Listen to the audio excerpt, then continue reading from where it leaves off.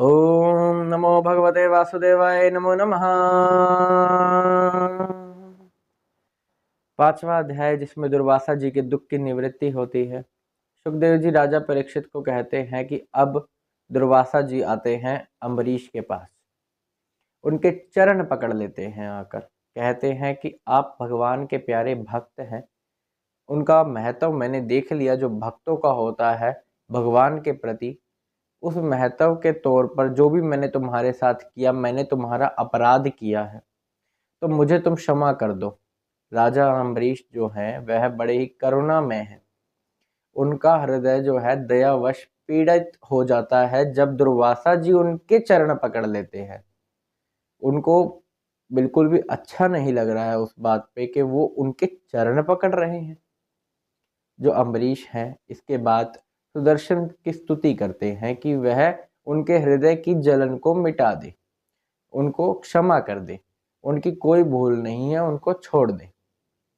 तो स्तुति में वह कहते हैं, जो सुनिए, कि आप अग्नि स्वरूप हैं, परम सूर्य आप ही हैं, समस्त नक्षत्र मंडल के अधिपति चंद्रमा, यह सभी के सभी आपके ही स्वरूप हैं।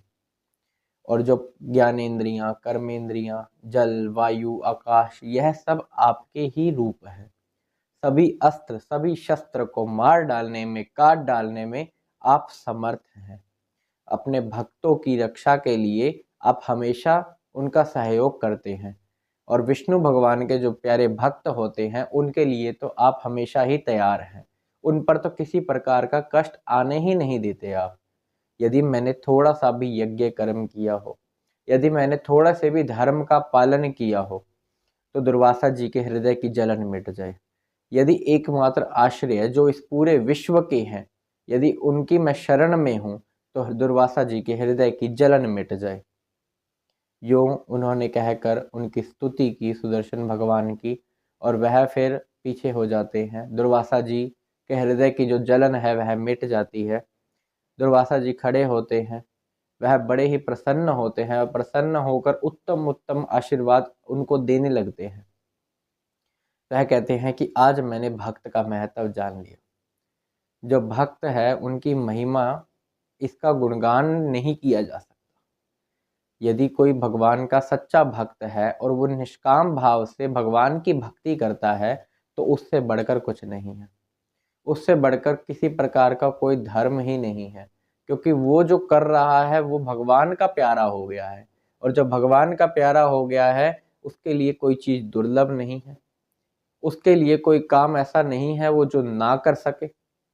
उसके लिए कुछ भी असंभव है ही नहीं। यदि वह निष्काम भाव से उनकी भक्ति करता है, तो इस संसार तो क्या, इस विश्व में ऐसी कोई चीज नहीं है जो उसको कष्ट पहुंचा सके। इसी वजह से दुर्वासा जी, जो कि वर देने में और शाप देने में समर्थ हैं, उनके शाप तक का कोई असर नहीं हुआ उन पर, क्योंकि वो भगवान के प्यारे भक्त हैं। और देखा जाए तो उनकी इसमें कोई भूल भी नहीं थी।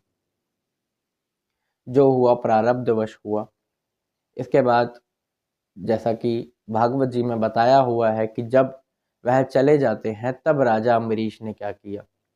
अम्बरीश ने 1 वर्ष तक भोजन नहीं किया, कि दुर्वासा जी भोजन छोड़कर चले गए हैं। वह केवल जल पीकर रहे, और जो भोजन उनके लिए था, जो उनका थोड़ा सा जूठन था, वही जूठन उन्होंने 1 वर्ष तक पान किया था, और इसी प्रकार अपने जीवन का निर्वाह कर रहे थे। प्रतीक्षा कर रहे थे कि कब दुर्वासा ऋषि आए, वह भोजन करे, तत्पश्चात मैं भोजन करूं। उनकी तो मंशा शुरू से ही ऐसी नहीं थी।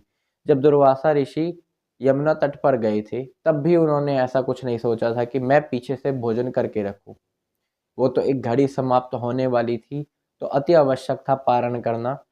जो हुआ, दुर्वासा ऋषि भी अब प्रसन्न है, अम्बरीश भी अब बहुत प्रसन्न है, उनका आदर सत्कार करते हैं, उनके चरण पकड़ लेते हैं। अब अम्बरीश कहते हैं, अब आप बैठिए, मैं आपको भोजन परोसता हूँ। फिर वह वहाँ से भोजन करते हैं और अनुमति पाकर फिर वहाँ से चले जाते हैं, और बड़े ही उत्तम आशीर्वाद उनको मिलते हैं। वह कहते हैं कि जो इस कीर्ति का गान करेगा वह तो स्वर्ग की अप्सराएं तक है।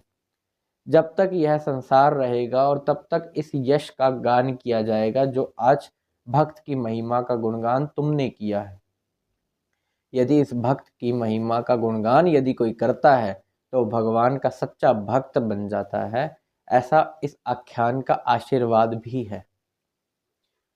तो इस प्रकार बड़े ही उत्तम आशीर्वाद देते हुए दुर्वासा जी वहां से चले जाते हैं और शुकदेव जी राजा परीक्षित को कहते हैं, देखो यह थी उन भक्त की महिमा। तो हमने नाभाग और अम्बरीश इनके चरित्र का वर्णन किया और किस प्रकार भगवान के बड़े भक्त बने उसके बारे में बताया। दुर्वासा जी जो कि वर और शाप देने में समर्थ हैं, उनका भी शाप किस प्रकार टल गया, यह भगवान के भक्त होते हैं। इन भक्तों की महिमा ही ऐसी है, इनकी सोच भी ऐसी ही होती है। अब जैसा इस कथा में बताया गया कि सब कुछ हुआ अम्बरीश की वजह से ही, कि शाप उनको नहीं लगा, लेकिन वो सारा का सारा जो अपना कर्म है वह भगवान को समर्पित कर देते हैं और कहते हैं महिमा तो प्रभु आपकी ही है, मैंने क्या किया है।